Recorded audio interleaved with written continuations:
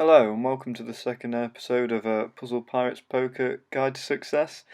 I'm not 100% sure on the title of this series, but it's just given me some success in the game and made me plenty of money, so that's why I've called it that. As you can probably tell, I'm on the 20k to 200k table this time. I thought this would probably make it a little bit more interesting, obviously more money on this table, so chances of winning more money, and to show that the way that I play, like in the last episode, works on any of the tables. So yeah, you can make the maximum amount of money obviously on this table, with the blinds and everything being bigger. In this clip, it's probably about 2 hours long, but I've obviously cut it all down, so I think it's only around 15 minutes. So I think one of the things just to take from that is to show like you really do have to have the time and patience to stick it out. There's no point restricting yourself to like 30 minutes because you're probably not going to do very well and probably end up losing money eventually because you'll be trying to rush in when on hands that aren't the best hands on the table. Well, like I say, poker is very much about patience and waiting for the hands to come up. So the only difference between this one, apart from the table, on the last episode I sped up like the bits where nothing really happened, because obviously this clip that I recorded is like double the length. I'm just going to cut straight between the different hands to make it a bit quicker and to cut out all the boring stuff so you don't have to watch through it at all. So hopefully this will be a better format than the other one, and again hopefully you'll maybe learn something from this and enjoy it. So I'll probably cut straight into the first clip here. So as you can see here, I've managed to make around 65k just off small hands where literally the blinds have just gone in the odd bet. I've just had the highest pair out there. So it's always nice to start off with a bit more money. So then, like I said, I think I mentioned this in the other one. So then you can call some of the raises early on that you wouldn't maybe call if you hadn't won a bit. So as I say, I've got 65,000. I'm 65,000 up now, so it's putting me in a nice stead. So as I mentioned, that someone's raised to 8,000. Obviously, you wouldn't have folded on that anyway with a hand here because ace and a queen, you like that's a good hand to start off with before the flop, and you've got a pretty high percent chance of doing well here.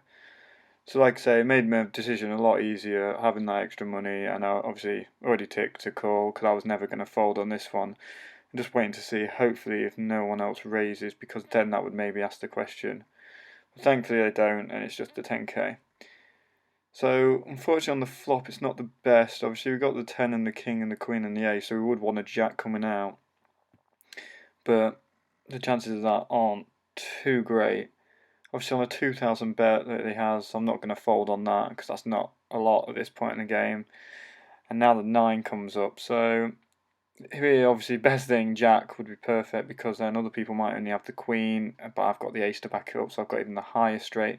So really, that's my only out now. I've got, well, without knowing what other people have had, I've got 3 possible jacks, but probably a few of them are taken up with players on the table. So my chances are pretty slim, but especially in Puzzle Pirates Poker, you never know. And thankfully, on this case, we did get the luck. So he's bet 24,000. I thought it's the last thing. I'm just going to try and get as much out of him. So I just went all in. I've already got a bit of money in the pot. Still going to make nice money, and I'm pretty sure, unless he had a full house, there was no way of him beating me. So I was pretty happy on this case. So again, it was a pretty nice start, up 132,000, which is very nice. So as you can probably tell by my stack on the table, I've lost a bit of money now, but it's literally just been because I've been patient, been calling blinds, and that's about it really. Nothing's really come up. And then obviously I get the ace and 6 suited, which I very much like this because you've got the highest flush if you get the flush draw at all, and obviously you've got the ace to back it up with if it comes to pairs or 3 of kinds or anything like that. So again, like I say, I've got the 89,000 profit at the moment, so I'm not going to not call 9,000 raise because again, that to me, don't mind losing that at all at this stage. So call that, and thankfully quite a few people come in the pot, so it's always nice because then you've got what 60k now if this guy calls coming into the pot straight away, which isn't a lot, but it's always nice to make. So we get the flush draw and also the straight draw, which especially when you've got the flush, well, especially when you're going for the flush, is extremely helpful because people could be betting on the straight when obviously you've got the flush, and obviously flush is higher than the straight. So here, just praying for the spade, hopefully. Doesn't even matter if 2 come out, because obviously I've got the ace, so I've won no matter what. He bets 10,000, so I'm just going to call that and hope that it comes out. Thankfully it does. It would have been even better if it could have come along with the straights like the queen or the 10 or 7. But again, I'm going to call that and raise it against her, because like, she's obviously put quite a, not a substantial bet, but a decent sized bet, so I want to see how good she's feeling. Obviously she goes all in and I'm going to go all in, because I know at this point there's no way I can be beaten. And with that final card as well, there's no way I could be beaten. So a very nice start and up to 330k profit there. So a very good start. Also, I just wanted to comment as well on this bit. Now you've got, like, say, 330k from your starter, you can, okay, what am I, if you look around the table, I'm our second highest. Obviously, that guy's got 940k, so he's going to be leading the table. But this is now where you can start being a bit more aggressive in your betting. I don't know if I get, do you see me do that at all? But just to the point, when you start becoming higher, you can definitely start raising it pre-flop and just getting rid of people early on in the pot. So, very nicely, I got drawn pocket sixes, and as you can probably see again by my start, it wasn't that much later on. So again, you're feeling pretty good on this. I'd probably call most pre-flop raises that aren't too ridiculous. So 48,000 again, because I've been quite a decent amount of profit with the pockets. I'm going to call that, because again, I won't be too disappointed on losing about 50,000 here. And when someone else calls as well, it's even better. And with these people being the other two that haven't called being even smaller, you know it's not going to get raised at all. So it was a pretty safe raise. Thankfully on the flop the 6 comes up, and obviously with the ace as well, that really does help, because people, when they are raising, will mainly have the ace with the kicker as well. So I just do a steady raise, try and slowly get the money coming in, and then even better when another ace comes. So I was hoping someone may have an ace, so they'll be betting on the 3 of a kind. So as you see, I'm trying to get my bet in now, and I've gone for 100.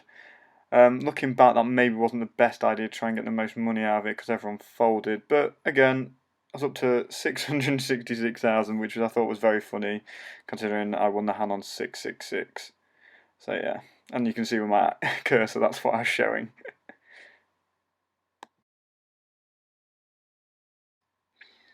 Okay, so this one you might think afterwards like wasn't the greatest clip in the world, but I just wanted to include it to just give some pointers on like what mindset you should be in at this stage in the game if you get to this bit.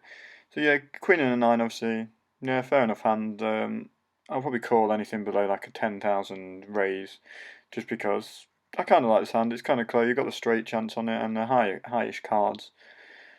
So yeah, as we just wait for everyone else to go around the table. That was one thing I did notice in this. It was a very slow table. Quite a lot of people were timing out on the fold and stuff. So obviously, like I said, I would rate about 10,000, but again, I called this because, like I say, 589,000, 389,000 profit. Yes, as you can see, I waited for a bit just to think about it, but then I thought, yeah, why not? I'm in a good place, really. So 4, 6, and 9 come up. So I've got the highest pair out there, and I'm thinking, well, he's only raised 10. He's only bet 10,000. Sorry. So to me, he can't have had that good a hand, if any, at all. So I'm not going to fold on that. I've got a good kicker to back it up with a queen kicker, so that's quite good. Then the 10 comes, I'm thinking, oh, maybe I've got an outside chance of a flush as well. So, I mean, it won't be the highest in the world, but the thing is, what kept me in here was his different size in raising. Like, he wasn't really getting any bigger, his raising, so I didn't really think he had that much. Obviously, I'm looking, he's only got 46,000 left, and he only actually bets 10. So I didn't feel like there was any need to fold anywhere there, and thankfully, like, you could see he was bluffing all along. So those little hands there, when you've made a bit of money, you just need to, if he's not going to lose too much, stay in, especially if their betting patterns show they maybe don't have anything that good.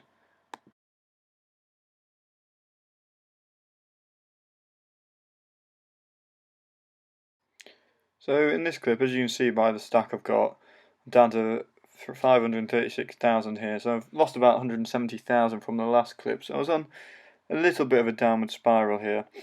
But I get dealt the king and 9 of hearts here, and again, you've got the high cards, flush possibility, even maybe the outside chance of a straight draw coming up. But yeah, so no need to fold on the 14,000 raise there. So you see, I get drawn the highest pair there, and like I say, I'm not overly confident on that, so I was just going to check. But again, 18,000, that's not enough to really put me off here at the moment. And then the ace comes on, which is really something that I didn't want at all. And again, he doesn't really increase his betting that much, so I call. And then we get that. So he goes all in, and as you can see, I'm thinking about it here. And the reason what made my decision, I thought, I'm doing really bad, this is my chance to catch up now. I don't think he's got anything. But as you can see, he had the straight there. So obviously I don't want to show you all good hands, I want to show you my mistakes there. And that was one of my mistakes, because I was letting the fact that I'd lost a lot like impair my decision there. And I should have just folded and cut my losses there instead of just increasing them. So obviously back down to 378,000. Still 178,000 profit, but not where you want to be at all.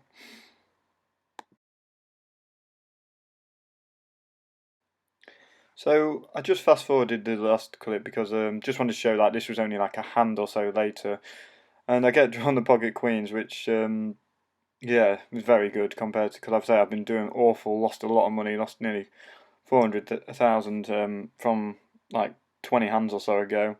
So yeah, I was feeling confident here. I was thinking like this is my chance to make the money back. So someone raises, and as you can see, I'm ready to type in another raise because I want to try and get some money in the pot to start getting the cash flowing kind of thing on the table. So I was about to raise exactly what he did, but he did my job for me. So I thought, okay, that doesn't show like, because then it hasn't give the perception off that I've got a strong hand. So everyone's just think I'm calling. Like he's the guy opposite me, if anything, has shown that. And then he raises again, which I'm very happy to call because, like I say, with the pocket queens, very nice hand to start with. So I was just going to call here. I didn't think there was any point in raising anymore because this is putting well over 100,000 into the pot straight away, which is very nice. So as you can see, 2, 9 and 6, not the worst pot for me at all, because like I say I got the highest pairs there. Well, higher, sorry, than all the pairs that could be there. So the only thing I've got to look out for now is the pockets with other people, because obviously people are usually betting with pockets like I am. So I do a medium-sized bet to try and get everyone to call, which they did, so that was very nice, got another 200,000 in, and the sixes come up. So I thought, obviously there's 4 people in, and chances of them having sixes are quite slim, so I thought I'd keep up the strength of betting that I had and go double it and go up to 100,000, see if anyone calls. Thankfully the guy to my right does call eventually, and another king comes. So that's a bit worrying, but I would have thought the chances of them holding out with a king in their hands was quite slim. And thankfully I was proven right there. He was betting on the highest pair there, which is probably fair enough, thinking I might not have anything, but that was very nice, and we took us up to 898,000 for our total there. So this is actually the end of the clip for this episode. Like I said, this was actually 2 hours long, but I've managed to cut it down into about 13 minutes here.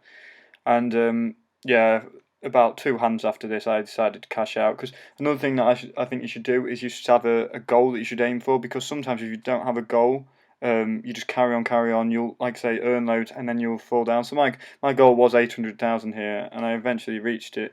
So I thought, yeah, I'm happy. There's no one else that close to me on the table. I mean, he's got 626,000 up there, but no, I was pretty happy with my work here, the session that I'd put in here, and yeah, I thought I'd take my profits. Obviously, 698,000 profit here, so it was a pretty successful session, like I say, and yeah, that's about it for this episode. So hopefully you enjoyed, and maybe I say learned something here.